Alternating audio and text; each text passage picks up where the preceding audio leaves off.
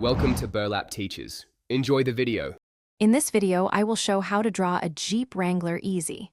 Begin by laying out basic shapes, a rectangle for the body and 2 circles for wheels to set proportion and placement. Establish the roofline and windshield angle next, keeping lines light. Block in fenders, headlights, and the iconic 7-slot grille roughly. Take your time and enjoy the process.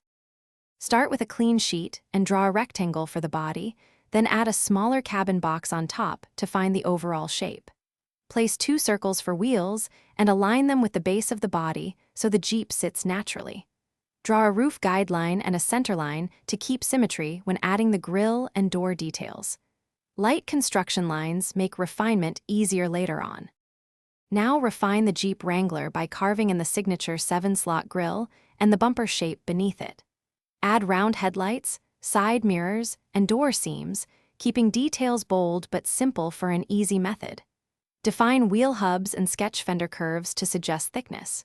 Use small hatch strokes for shading where the body curves and under the bumper to create depth without overworking. Thanks for watching. Consider subscribing if this video helped you.